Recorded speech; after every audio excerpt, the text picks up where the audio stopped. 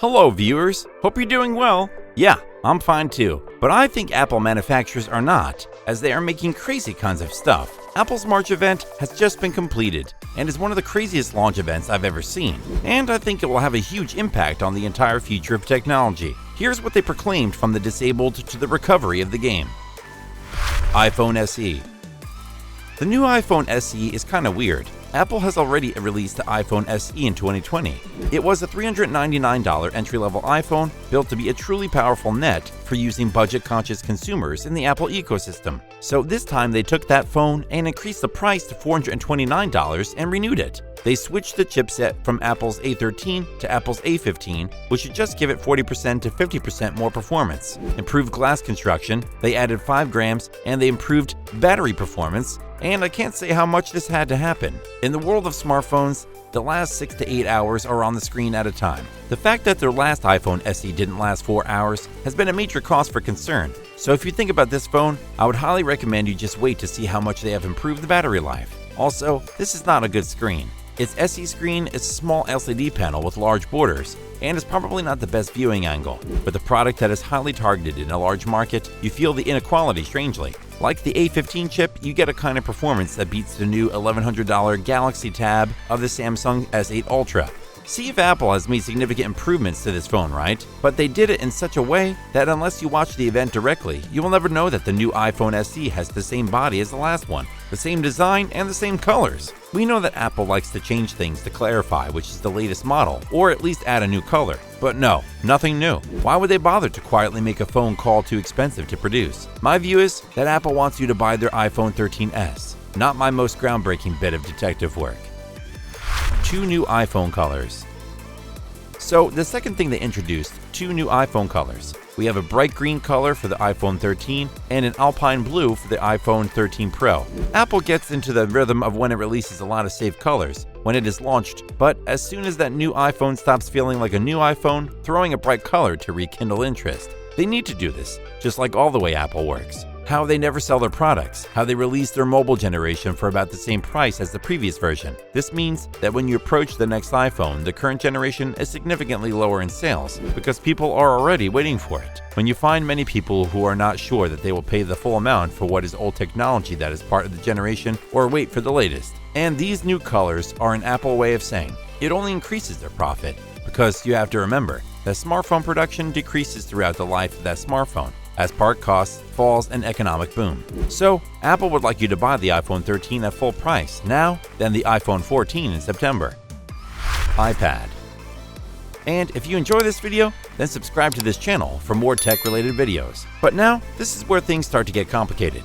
Apple's usually very good at keeping its products simple, but its iPad system is too scary to roam. It's not like the iPhone where you have the Mini, the normal-sized one, or the Pros. With iPad, you have the normal-sized iPad, then the Mini, which is a small premium iPad, or the iPad Air, which is a premium iPad that's normal-sized, but focused on being thin, and then the iPad Pro, which is the premium iPad with extra power user features. And on top of that, some of these iPads support the Apple Pencil, others don't. Some of them support Apple's Magic Keyboard, and some don't. Every single one of their current iPads is a different generation. It is thought that there's a better labeling system, such as that you cannot simply label the year in which they were last updated. However, in the new iPad we just got is an iPad Air update. And somehow, it has managed to be a simple save, but at the same time unbelievable. See how Apple often updates their iPads that start with the iPad Pro, because experts want the latest features ahead of time. And then the following year, they update their entire system to stay up to date. So, by 2021, Apple upgraded its iPad Pros to come with a custom-designed M1 class laptop chipset that is about 50% more powerful than the A15 housed on their iPhone 13. And now, about a year later, they recently introduced the same M1 chipset on the iPad Air, next to the few new software features and a faster USB-C hub.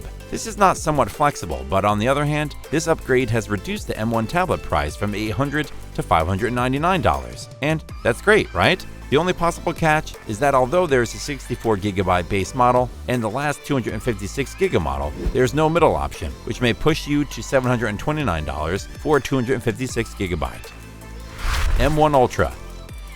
But now it's time to talk about something really scary, because while they were on the subject of their M1 chips, Apple also recently announced the M1 Ultra. When I saw the specs of this thing, I came closer and spit out my drink. So, in November 2020, Apple announced that they would begin to move away from using Intel chips to use their devices. And there are some obvious reasons for this. It gives Apple control over how much improvement they want to make each year, significantly increase its profit margins by removing Intel as the middleman. But the biggest improvement you see as a consumer is the absurd level of efficiency. This MacBook is completely silent, with no hiccups, and with increased 5 times the battery life of my MacBook based on Intel, thanks to M1S based mobile processors that work very well and arrange multiple layers of 4K video with slow speeds. So by all means, Apple has just released a very soupy version of this M1 chip.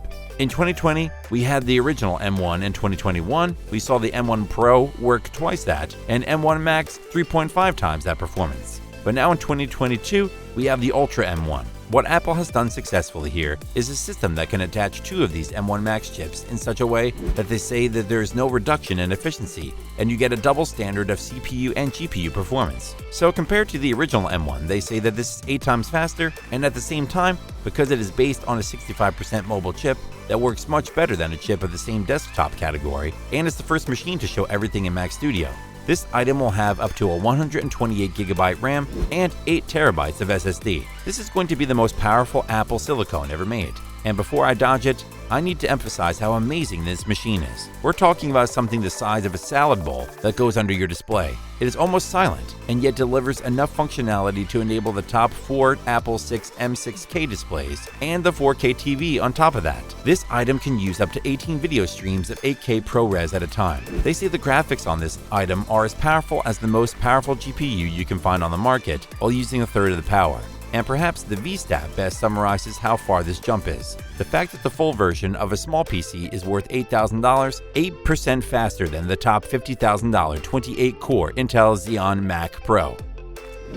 Well, deep down, there are 2 things I think you should keep in mind. One is that Apple did not specify where these performance numbers came from, so they often conflict with their values. I would think that they did a lot of their testing using well-designed Apple first-class apps to take full advantage of their M1 chips. And the second thing is that it is not a caveat, but a further reminder that this new app program creates a set of studio products, not their high-quality program, as if they were comparing themselves to the big fat desktops. The way you think of an Apple Mac is a central part of their plan, because the fact that they were able to build this ability to put Apple chips together like their Lego pieces makes me confident that if we see Pro versions of this list later this year, they will be much smaller. So, if you're not in a hurry and want the best, I would say hang on.